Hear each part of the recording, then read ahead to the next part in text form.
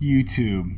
Today we're going to do a short video introducing some new channel accessories and kind of talk about our next budget overlanding video.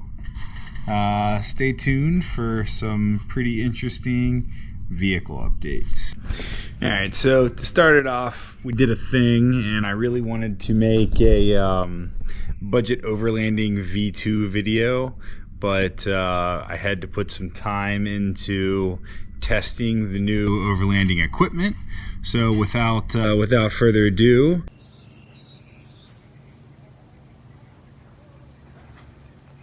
firstly, I wanted to talk about like why we wanted a rooftop tent. I know like everybody thinks they want a rooftop tent. 50% of people say that they're not great. 50% of people say they're the best thing ever. I guess that would probably just come down to personal preference, but for us, the main reason why we wanted a rooftop tent is the convenience of it, the speed, if you might. I can walk up to the campsite and within 25-30 seconds my tent's set up. That also kind of, I guess, segues into the style of rooftop tent we got. We chose a very standard A-frame design, and we chose the A-frame design because it's the quickest one to set up, and it, generally speaking, has the smallest or thinnest profile from the front, so like the least wind resistance, because if you put a giant box on top of your vehicle, it's clearly going to create drag. So we were trying to minimize drag as much as possible. So we went with the A-frame design. Ours is also a hard shell. The hard shell is good because it's not flapping around in the wind. It just looks nicer. It also creates opportunities for mounting accessories both on top. There's a rail system up there, as well as on the sides. There's also a rail system on the side. So if we wanted to do like a 270 awning or something and we didn't want to mount directly to the roof rack, we could also mount directly to the tent.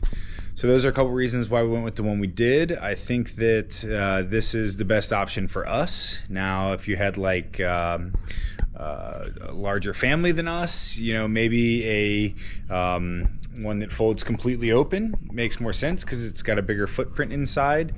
They make hard shells like that as well. Those also have a place, but for us, this is what fit the most for our needs now.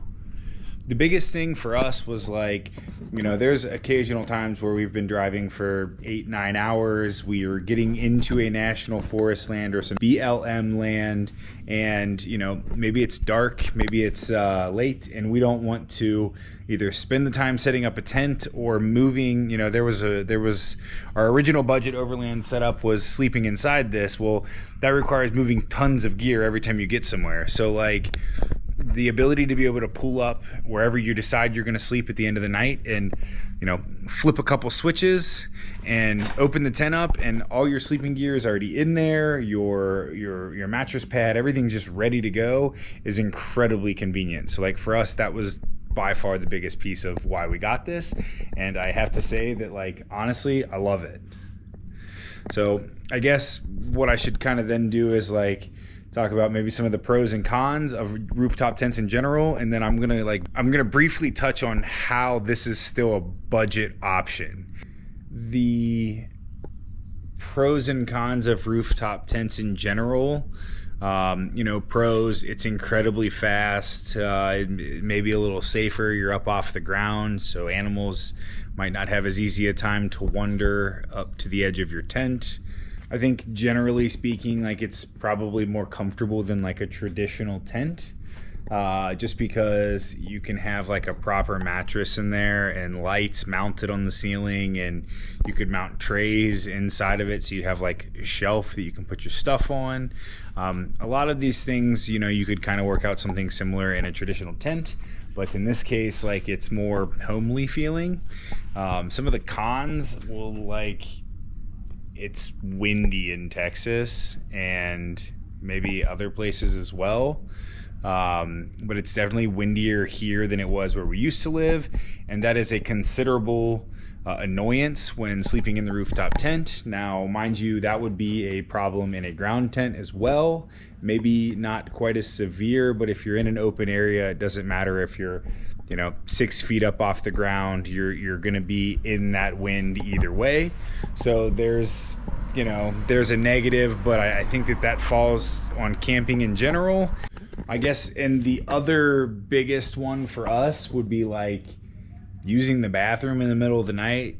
So, for example, if you or your significant other have a tendency to have to go to the bathroom in the middle of the night, that would be quite the inconvenience, both from the standpoint of either if you're alone, you've still got to climb out of the thing, or if your partner's in there with you, you're likely going to wake them up climbing out of the thing. Not the greatest. There's some ways to get around that. They make I don't know how to describe it, but they make items that would make that less of a problem. But realistically, you're probably climbing out of the tent if you have to go to the bathroom in the middle of the night. One other thing we hear sometimes is pets, like people that have larger pets that go camping with them frequently would struggle to use something like this. One of my friends also has a rooftop tent, and his animals sleep in the vehicle during the night, and he's in the tent just simply because he can't get them up in the tent with him. This isn't a problem for us because our pets are, 7 and 10 pounds, so they're incredibly easy to get in and out of the tent. I carry them both up the ladder at one time. But nonetheless, it could be a problem for you if that is your situation. Otherwise, no real big complaints. It works great for us. It's definitely something I would recommend. I kind of want to talk about some of the specifics with our tent, and go into maybe some of the budget aspect of this. So again, this is an intro to an item that's going to go in my second budget overlanding video that should come out here soon. But most people wouldn't associate rooftop tents with budget, but I can tell you that I paid less than $1,000 for this hard shell, nice canvas rooftop tent. It's a great bang for your buck. I did have to wait close to a month and a half, maybe a little longer for shipping. It did come from overseas, so we were able to get exactly what we wanted for roughly $2,000 to $3,000 less than you might pay buying it here. And that $2,000 to $3,000 savings could go towards gas or other camping accessories that make your stay out in the woods more pleasant. So with that said, there are some things about this tent that I would not say were the nicest or highest quality. I think the mattress that it came with is kind of hysterical. I mean, it works fine, but it's not comfortable. I mean, it was about an inch thick, and here, I'll just show you. I mean, it's literally filled with just regular foam, like you might pack a box with.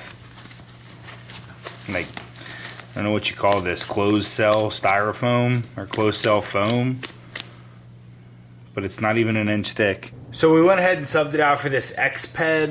I believe this is a medium long. I'll put it on the screen somewhere. This mattress is fantastic, and at the price of the mattress and how cheap the tent is, it still is a great value proposition to buy this tent. Honestly, that was the only thing that I really felt needed to change with this tent. So $900 tent shipped to my door. I bought a pretty nice mattress. You don't have to, but let's call it a $200 air mattress that's kind of the right size for it. $1,200 in versus $3,500 is a pretty good deal, if you ask me. I think that's gonna wrap it up. I can't think of anything else that I feel you should know about the setup, other than it's a pretty good tent for the price. Overall, it's great. I am super pleased with my purchase and look forward to catching more details about the tent soon. I'm working on the budget Overland V2 setup for the FJ that will come out hopefully in the next month once the camp kitchen setup's a little further along.